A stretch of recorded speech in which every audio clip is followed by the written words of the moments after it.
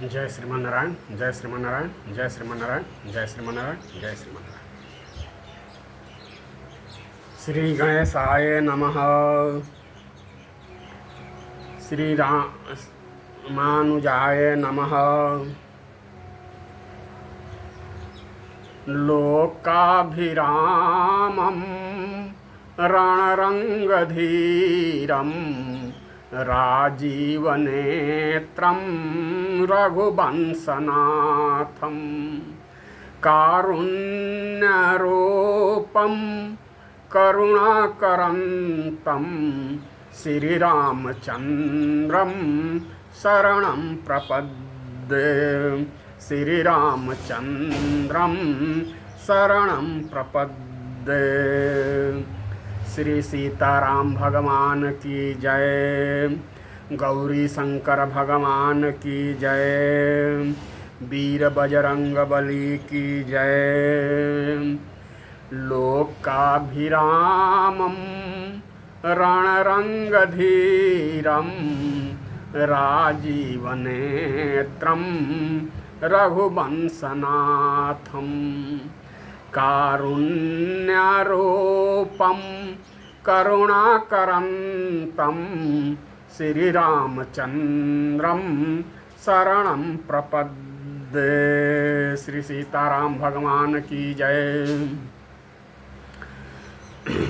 लक्ष्मीनाथ समारंभा नाथयामुन मध्यमा अस्मदाचार्य पर्यन्तां वंदे गुरुं परंपरा।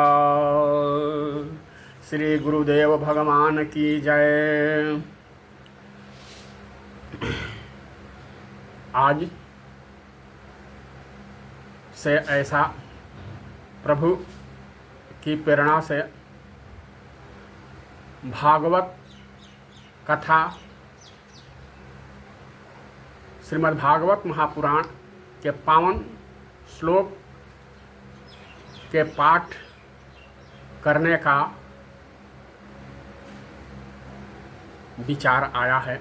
शायद यह भगवान की कृपा ही होगी।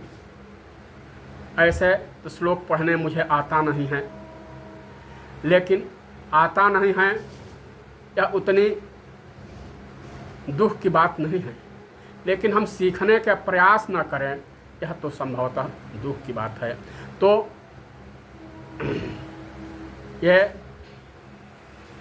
भगवान श्री कृष्णचंद्र भगवान की लीलामयी कथाएं जो श्रीमद् भागवत महापुराण में हैं, उसी भागवत महापुराण के कथा का निवेदन करने का प्रयास किया जा रहा है।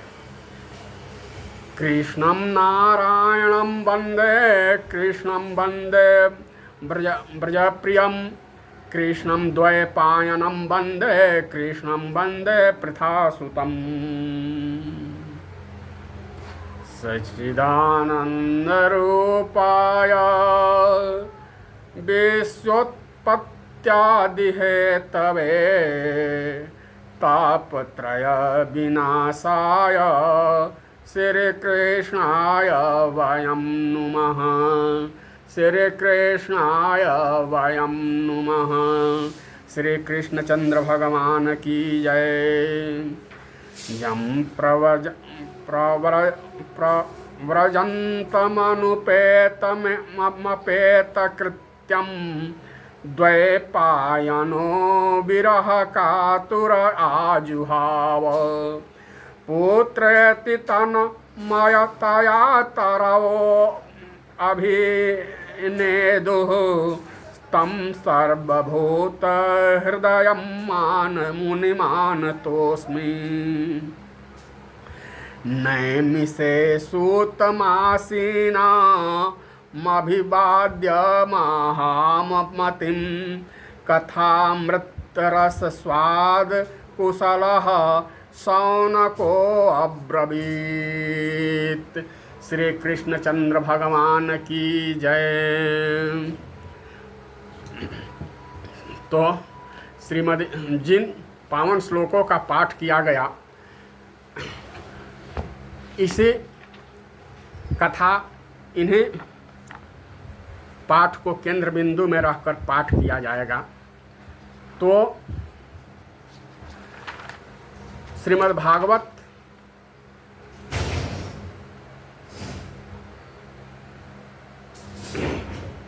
महापुराण की कथा का श्री गणेश मंगलाचरण से ही होता है। मंगलाचरण से किसी भी ग्रंथ का प्रारंभ मंगलाचरण से ही किया जाता है, ऐसी परंपरा रही है।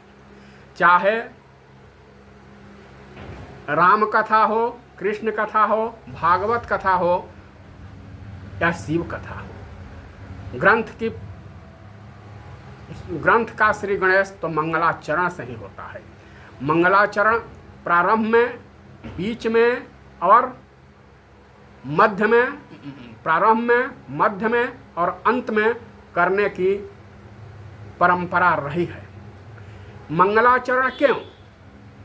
हमारा कोई जो भी काम है, जो भी हम शुभ काम करने जा रहे हैं, करने वाले हैं या करने का संकल्प लिए हैं, वह हमारा शुभ कार्य निर्विघ्न पूर्ण हो जाए, इसीलिए मंगलाचरण किया जाता है। मंगलाचरण में करने से, मंगलाचरण में हम अपने ग्रंथ की, अपनी कथा का निर्विघ्न समाप्ति का, समापन का निवेदन करते हैं। यहाँ इस मंगलाचरण में श्री राधा कृष्ण की चरणों की वंदना की गई है। राधा कृष्ण भगवान की चरणों की वंदना की गई है। वंदना तो दर्शन के बाद की जाती है, दर्शन तो हुआ नहीं, तो वंदना की क्या प्रयोजन? तो संत लोग कहा करते हैं कि मन की आंखों से हम श्री कृष्णचंद्र भगवान राधे कृष्ण का दर्शन मन की आंखों से अंदर ही अंदर करें और उनकी वंदना करें। भगवान के चरणों में प्रेम पूर्वक वंदना करें। कोई भी कार्य हम आरंभ करते हैं, करने के पूर्व चरण वंदना की महिमा बताई गई है हमारे। फिर मंगलाचरण क्यों? हम में शक्ति कम है, मनुष्य में शक्ति कम है। खैर, हम जीवों में शक्ति कम है, बुद्धि भी कम है और समय भी कम है। हम लोगों की आयु ही कितनी है। तो अल्प शक्ति होने पर, अल्प बुद्धि होने पर भी और अल्प समय होने पर हमारा यह कार्य निर्विघ्नता पूर्वक समाप्त हो जाए, तो इसलिए हम मंगलाचरण करते हैं। भक्ति में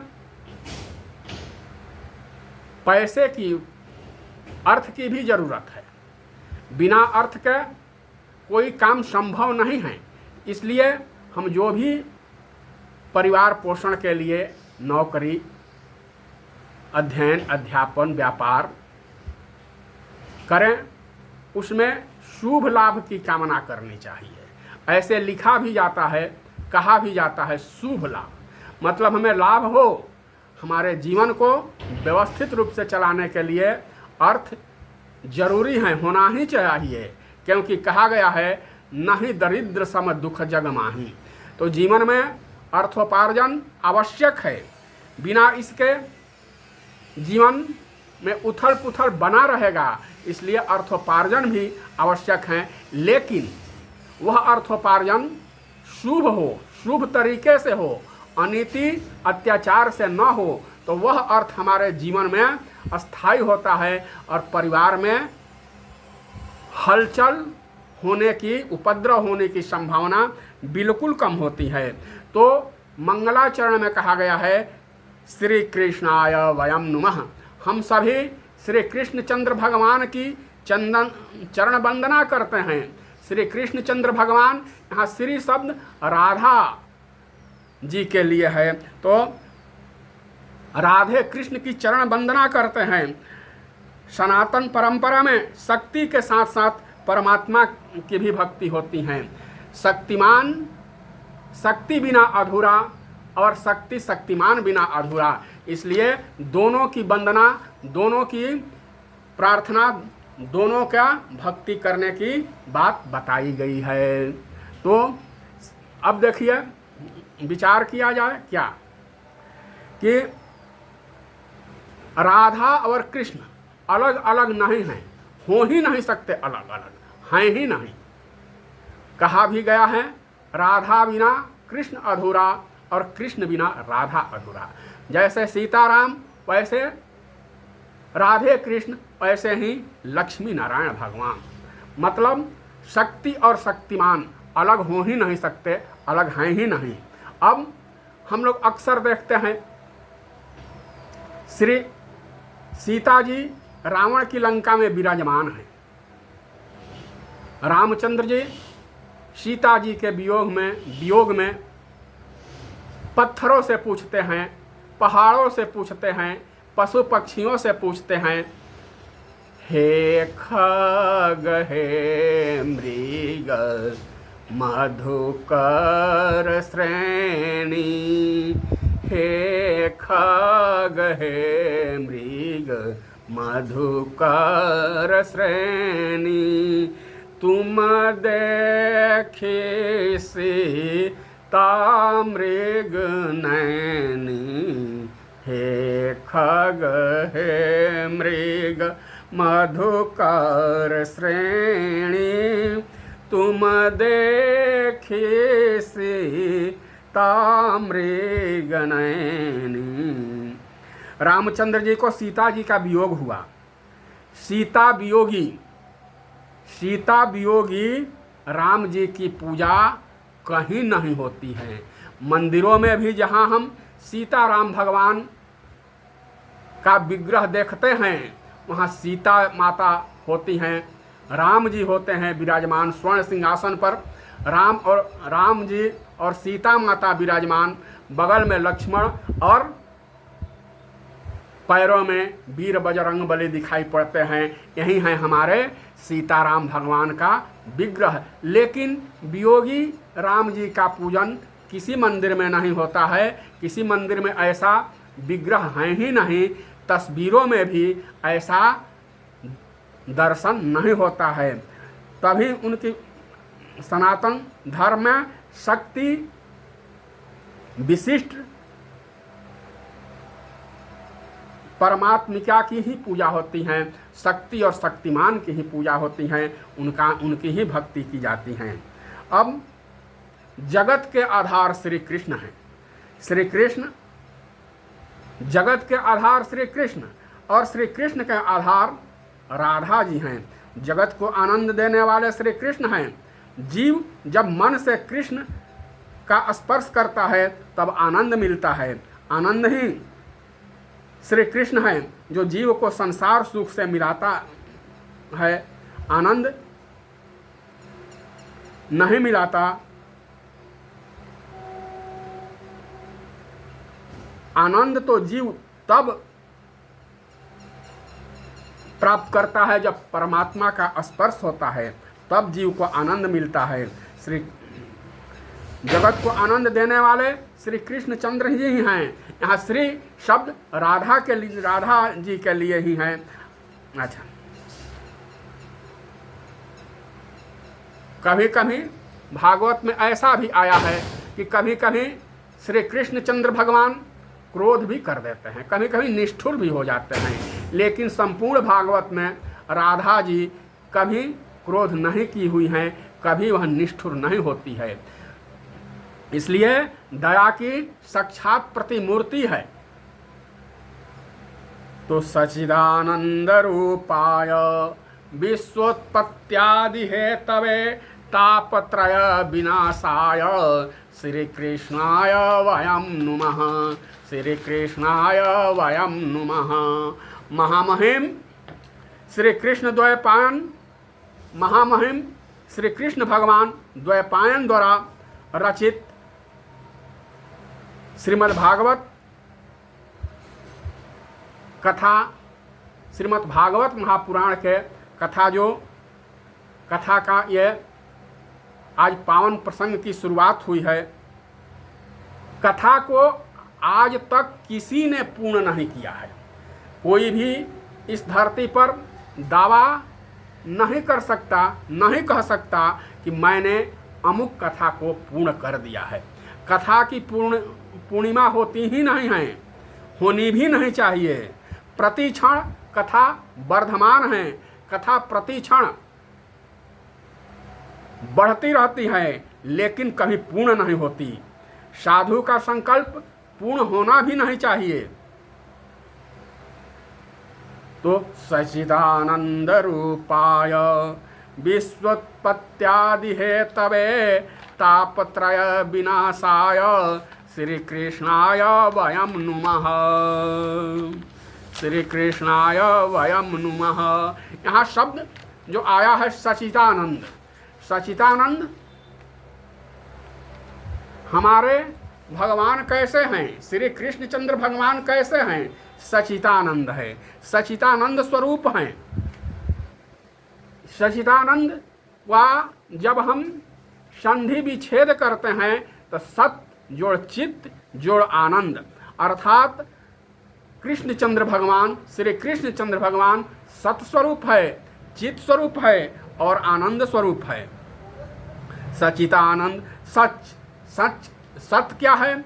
सच का अभिप्राय यह है, सत्य का अभिप्राय है यह है कि जो पहले भी था, सृष्टि के प्रारंभ में भी था, अर्थात सृष्टि से पहले भी था, सृष्टि के प्रारंभ में भी रहा, आज भी है और सृष्टि अंत में भी रहेगा, और सृष्टि का जब विनाश हो जाएगा तब भी रहेगा। सच का यही अभिप्राय हुआ।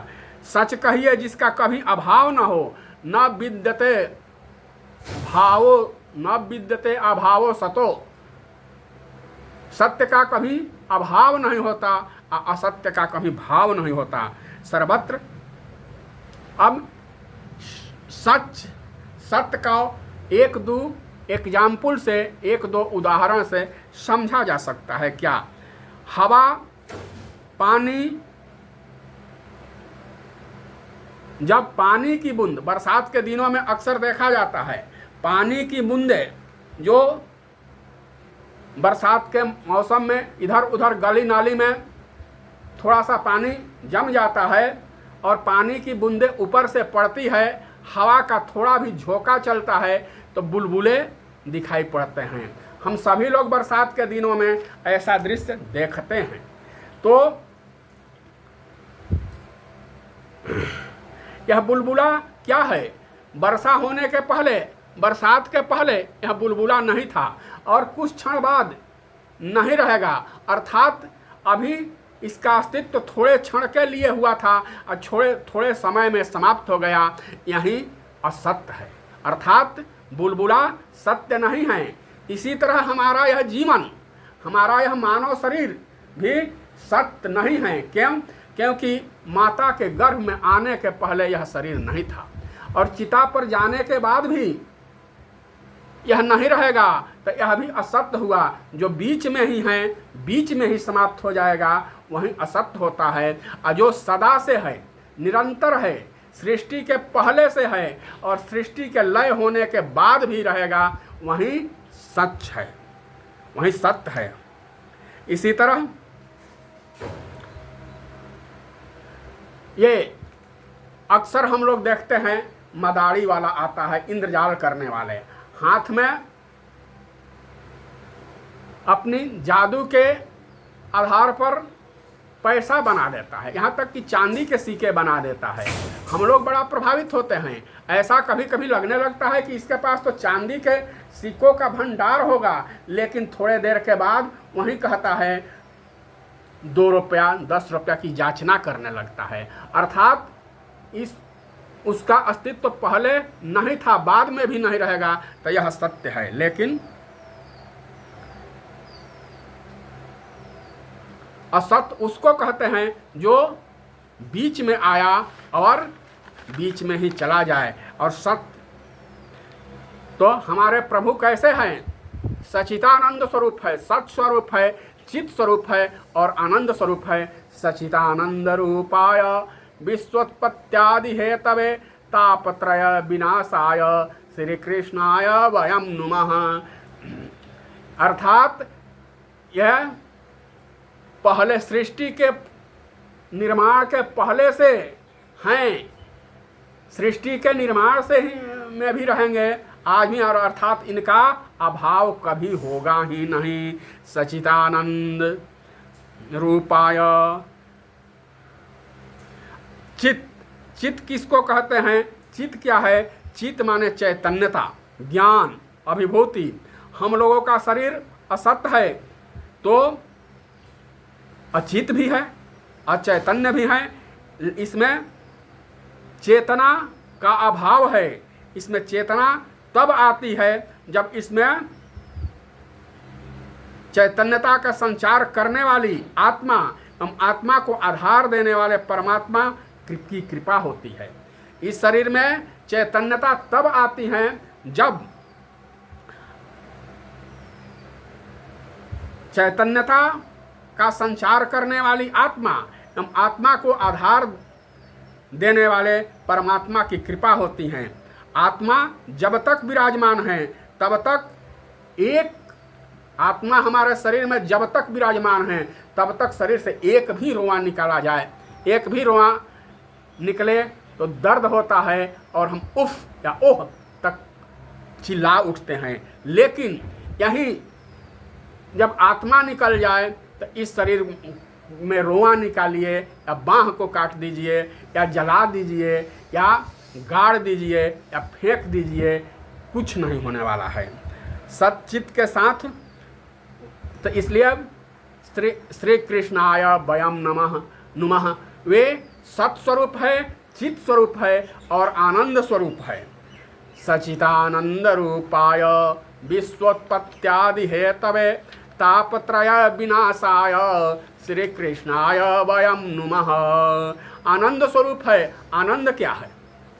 आनंद की व्याख्या पूर्वाचार्यों द्वारा सुना हूँ। क्या आनंद की व्याख्या संत लोग करते हैं, कहते हैं हम सभी लोग दिवाली मनाते हैं, बड़ा हिंदुओं का प्रमुख त्यौहार है दिवाली। घर घर दिए जलाए जाते हैं। इस दिन बाजार में हर घर में कुछ मिठाइयाँ आती है और उसमें एक विशेष प्रकार की मिठाई होती है। वह मिठाई केवल, उस मिठाई का निर्माण केवल चीनी से होता है। चीनी का हाथी, चीनी का घोड़ा, चीनी का लुटिया, चीनी का टोटी, चीनी का बर्तन, सब उसमें केवल चीनी के अलावा कुछ उस मिठाइयों में होता ही नहीं है। इसी तरह भगवान आनंद स्वरूप हैं, उसमें आनंद के अतिरिक्त निरानंदता है ही नहीं, लेस मात्र भी उसमें निरानंदता नहीं है। तो सच्चिदानंद रूपाय विश्वोत्पत्त्यादि हेतवे तापत्रय विनाशाय श्री कृष्णाय वयम नुमः। श्री कृष्णाय वयम नुमः। कैसे हैं हमारे श्री कृष्णचंद्र भगवान? कैसे हैं? तो विश्वोत्पत्त्यादि हेतवे, विश्व के उत्पत्ति, पालन और संहार के मूल कारण है। विश्व के उत्पत्ति, पालन और संहार के मूल हैं, आधार हैं। अब इस केवल इस ब्रह्मांड का ही नहीं, अभी तक तो विज्ञान द्वारा एक ही ब्रह्मांड की जानकारी है और संभवतः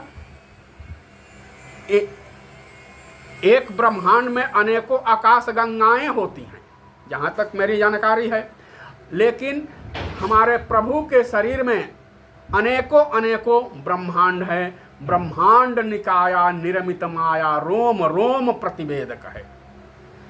एक एक रोमे में, जैसे अंगूर के गुच्छे में अनेक अंगूर लटके रहते हैं, उसी तरह हमारे भगवान के एक एक रोए में करोड़ों करोड़ों ब्रह्मांड लटकते रहते हैं और एक एक ब्रह्मांड के लिए एक ब्रह्मा चाहिए निर्माण सृजन के लिए, एक विष्णु चाहिए पालन के लिए और एक रुद्र चाहिए संहार के लिए। लेकिन हमारे प्रभु कैसे हैं? तो सच्चिदानंद रूपाय विश्वोत्पत्त्यादि हेतवे।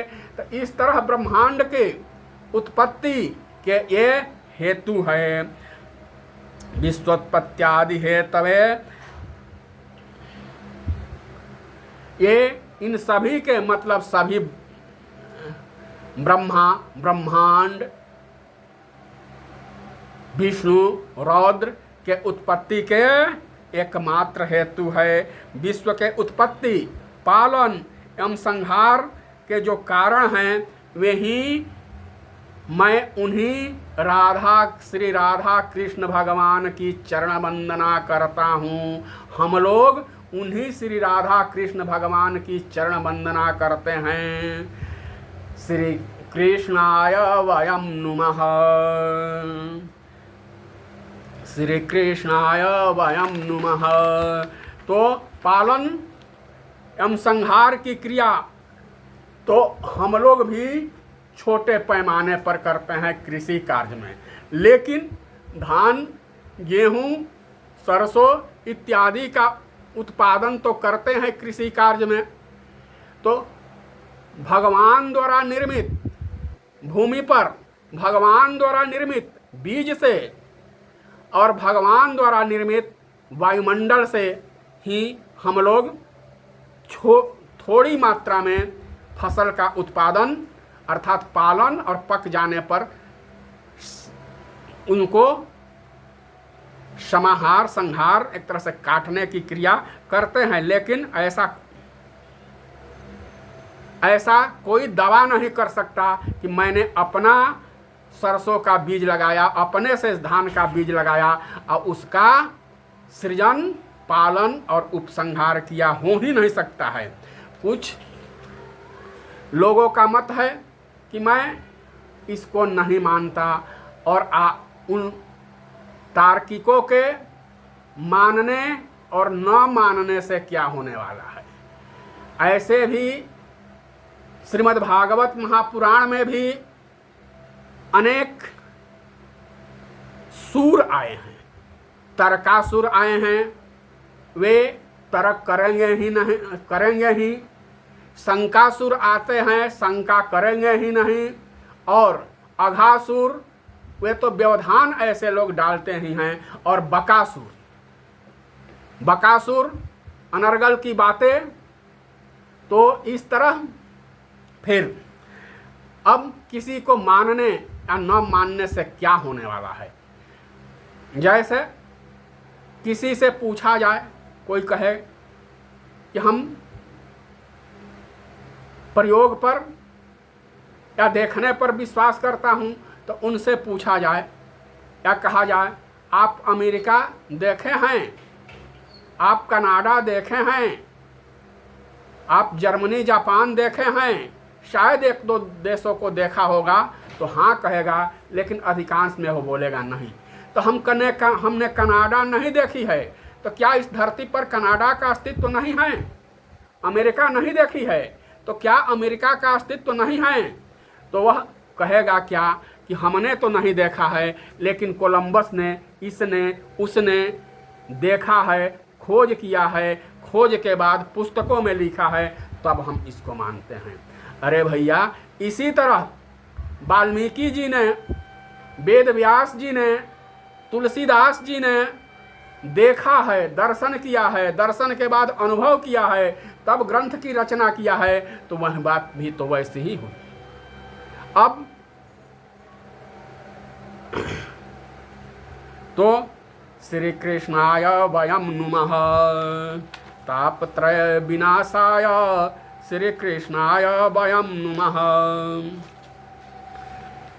सच्चिदानंद रूपाय विश्वोत्पत्त्यादि हेतवे, तापत्रय विनाशाय श्री कृष्णाय वयं नुमः।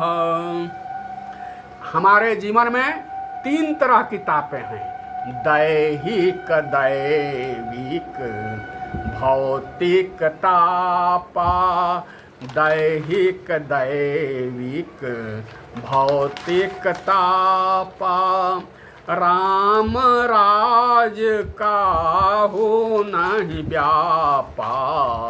दै तो तापत्रय विनाशाय श्री कृष्णाय वयम नुमः। क्यों हम मंगलाचरण करते हैं, क्यों वंदना करते हैं? तो उनकी कृपा से, श्री राधे कृष्ण की कृपा से तापत्रय त्रय विनाशाय, तीनों प्रकार के तापों का नाश हो जाएगा। जीव को अनेक प्रकार के ताप सताते रहते हैं। कभी शरीर का बुखार 105 डिग्री, 106 डिग्री, 103 डिग्री, यह शरीर का ताप हुआ। कभी वायुमंडल का तापमान जेठ वगैरह में देखने सुनने को मिलता है, 48 डिग्री सेंटीग्रेड, 49 डिग्री, 46 डिग्री। यदि शरीर एवं वातावरण का ताप सम भी रहता है तो कभी कभी मानसिक ताप बढ़ जाता है। कैसे? बेटा नालायक हो गया, घर में प्रतिकूल परिस्थितियां आ गई, घर में किसी कारण उपद्रव होने लगा, तो ये मानसिक तनाव, मानसिक ताप बढ़ेगा कि नहीं? निश्चित रूप से बढ़ता है। तो फिर भूकंप आ गया, ज्वालामुखी आ गई। अभी कुछ दिन पहले सुनामी ये कोरोना जैसी भयंकर बीमारी हम लोग देख चुके हैं। ये सब ताप जीव को सताते हैं, लेकिन श्री कृष्णाय वयम नुमः, श्री कृष्णचंद्र भगवान की कृपा से तीनों प्रकार के ताप का विनाश हो जाता है। जब तक प्राणी प्रभु के चरणों में समर्पित नहीं होता तब तक ताप का, त्रिविध ताप का विनाश नहीं होता है। कैसे? अंधकार कब तक परेशान करेगा? जब तक सूर्य का उदय न हो। सूर्य के उदय होने के बाद अंधकार कुछ भी अंधकार से कोई परेशानी नहीं होने वाली है। तो हमें त्रिविध प्रकार के ताप तभी तक प्रकाशित करेंगे, तभी तक परेशान करेंगे जब तक श्री कृष्णचंद्र भगवान की कृपा हमारे ऊपर न हो जाए। जब श्री कृष्णचंद्र भगवान की कृपा हमारे ऊपर हो जाएगी तो त्रिविध ताप हमें कतई परेशान नहीं कर पाएंगे। जब तक हम श्री राधा रमण के चरणों से दूर रहते हैं तभी तक हमें त्रिविध प्रकार के ताप, दैहिक, दैविक, भौतिक, ये तीनों प्रकार के ताप परेशान करते हैं। जैसे ही हम उनके चरणों से जुड़ जाते हैं तो ये ताप हमें परेशान नहीं कर पाते हैं। तो